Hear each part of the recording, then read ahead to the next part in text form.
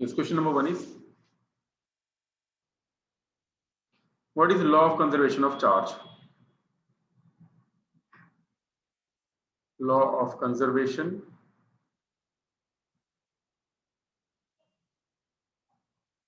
of charge. Exam में अगर ये आता है तो सबसे पहले आपको इसका लॉ लिखना है. लॉ क्या होता है? A charge is neither created nor destroyed. Okay, कहीं भी accumulate नहीं होता है कहीं से भी. So first of all, write down the law. क्या होगा? एक्चुअली ऐसा बोल सकते हैं, एक ही लाइन में अगर इसको लिख लेना हो तो ऐसा लिख सकते हैं. We can write that in an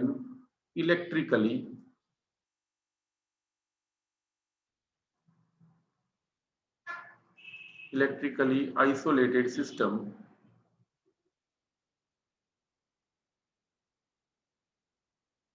the total charge remains constant.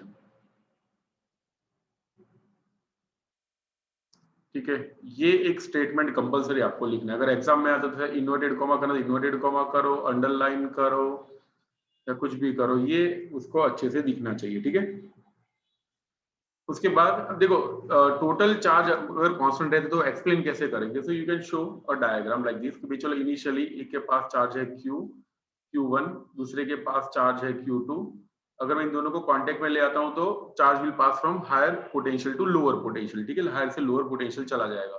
फिर थोड़ी देर के बाद इसका जो भी आउटकम होगा, like if these are identical spheres, तो मान लो इसके पास Q1 डैश हो जाता है, इसके पास Q2 डैश हो जाता है. ठीक है, वी डोंट नो भाई कितना चार्ज हो रहा है, बट वी कैन से इसका total charge Q1 plus Q2 is equal to Q है. इस केस में भी Q1 प्लस Q2 यानी Q1 dash plus Q2 dash Q ही रहेगा. ओके, एग्जाम में ये ड्रॉ करना हो तो कर सकते हो, नहीं ड्रॉ करोगे तो भी चलेगा. ड्रॉ करोगे थोड़ा अच्छा रहेगा, समझ में आ जाएगा तुरंत कि भाई ये क्या कहना चाहते हैं. Okay, so the total charge of the system always remains constant.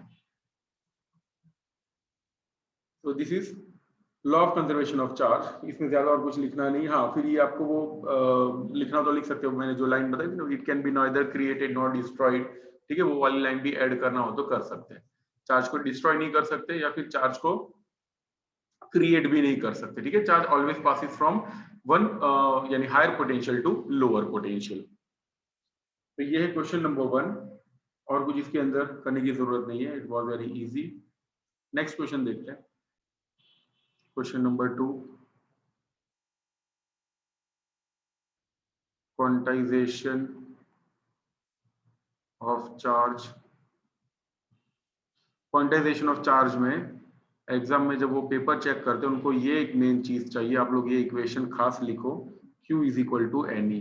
ठीक है, इसमें ये इक्वेशन होना ही चाहिए. और यहाँ पे डिफाइन भी करना पड़ेगा कि भाई N क्या हो सकता है. ठीक है, N में बी पॉजिटिव. ठीक है, आपको पॉजिटिव ऐसे नहीं लिखना है, पूरा का पूरा लिखना है. ठीक है, it may be positive, it may be negative, it may be zero also. ठीक है, तो अगर हाँ चार्ज है तो फिर ऐसा ही होगा. ठीक है, चार्ज नहीं है तो फिर जीरो ही होगा. So in case of quantization of charge Q is equal to NE होता है. अब ये NE है क्या? वी कैन से इन यूनिवर्स कहीं पे भी जो भी चार्ज होगा, it will be always in integral multiple of E. The total charge of a system, total charge of the system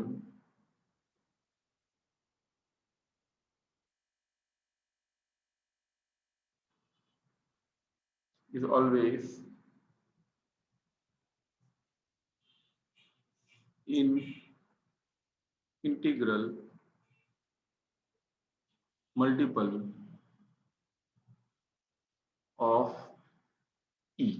ठीक है, ये स्टेटमेंट लिखो, उसके बाद ये वाला इक्वेशन लिखो. इसमें E का वैल्यू भी आपको लिखना है, where E is equal to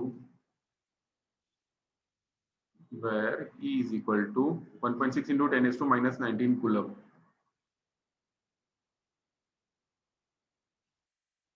ठीक है, ये कंपलसरी होना चाहिए.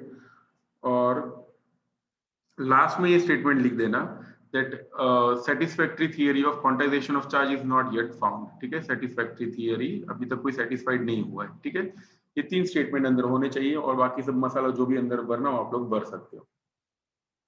तो याद रहेगा क्वांटाइजेशन ऑफ चार्ज में देखो एक्चुअली कंसेप्ट ये है इसका, ये तो एग्जाम में लिखने वाली बात होगी कि भाई चलो ये स्टेटमेंट लिखो, ये इक्वेशन लिखो और लास्ट वाला स्टेटमेंट ये बीच में मसाला रखो. मेन कॉन्सेप्ट ये याद रखना कि अगर किसी के पास भी चार्ज हो तो वो ई हो सकता है या फिर 2e हो सकता है या फिर 3e हो सकता है. ठीक है, कभी भी आधा e या फिर 2/3e ऐसा कभी भी नहीं होगा. ठीक है, that is a basic concept और एग्जाम में लिखना है आपको ये सब. ठीक है, total charge of the system is always in integral multiple of e, therefore q is equal to ne, n may be positive or negative. E का वैल्यू होता है 1.6 into 10⁻⁻19 और नो थियरी यहाँ पे ना वो नो थियरी सैटिस्फैक्टरी थियरी अभी तक नहीं मिली है. ठीक है, इसकी quantization of charge no theory satisfactorily explains quantization of charge. बात खत्म. नेक्स्ट क्वेश्चन देखते हैं. Coulomb's law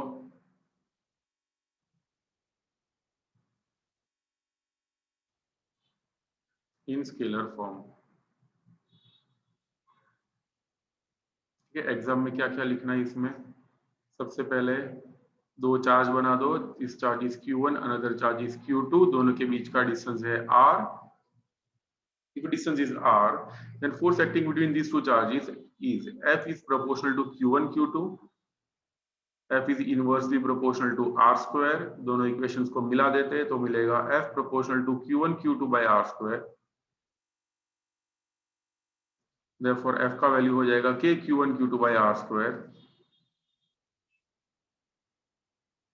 F is equal to k q1 q2 by r square, where k क्या होता है, is a constant. ठीक है, proportionality constant बोल सकते हैं इसे. k को याद रखना, it is called ऐसा एग्जाम में तो अच्छे से प्रेजेंट करके लिखना है, ऐसा नीचे लिखना है where. ठीक है, ये सब मैं नहीं लिखूंगा, आप लोगों को लिखना है वो डेकोरेट करके. where k is equal to what, proportionality constant या इसे कूलम्स कांस्टेंट भी बोल सकते हैं, फिर कूलम्बियन कांस्टेंट भी बोल सकते हैं. कूलम्बियन कांस्टेंट. ओके, इसका वैल्यू लिखना है 1/4 पाई एप्सिलॉन 0 होता है या फिर 9 into 10⁹ newton sorry coulomb square पर newton metre square, newton metre square पर coulomb square. This is for vacuum. अगर ये इक्वेशन लिखा है तो हमको ये भी लिखना पड़ेगा कि एप्सिलॉन 0 क्या होता है. ठीक है, तो एप्सिलॉन 0 क्या होता है, it is permittivity of vacuum या फिर permittivity of free space. where epsilon 0 को क्या बोलते हैं, it is called permittivity of free space. ठीक है, अगर मान लो ये वैक्यूम में ना हो, ठीक है, ऐसी जरूरत तो नहीं है आगे कुछ लिखने की, but if you want to add something इसके अंदर तो ये ऐड कर सकते हैं कि भाई if medium is not vacuum, okay, for some other medium, for some other medium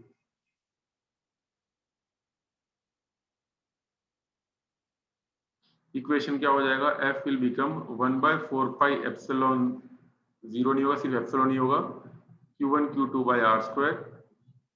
f dash बोल देते इसे. f डैश बाय f की वैल्यू क्या हो जाएगी, will become epsilon 0 by epsilon, और ये एप्सिलॉन बाय एप्सिलॉन 0 को बोलते हैं k, इसको बोलते हैं relative permittivity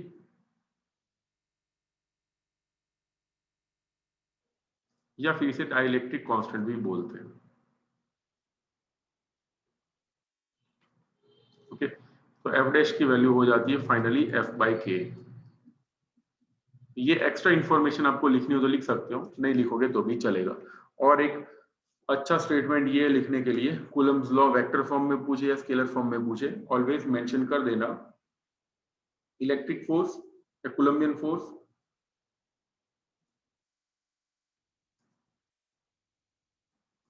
कूलम्बियन force is a conservative force. ठीक है, कंजर्वेटिव फोर्स है, ये मेंशन कर सकते हैं. और एक बात, ये जो मैंने लिखा हुआ ना F proportional to Q into F inversely proportional to R square, ऐसा डायरेक्टली मत लिख लेना, ठीक है, आपको पूरा लिखना है।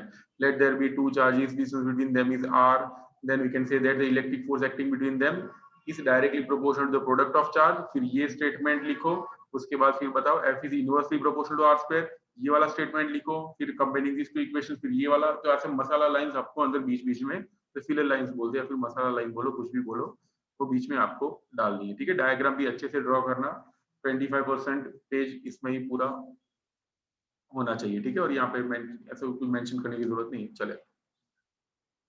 तो ये था coulomb law in scalar form.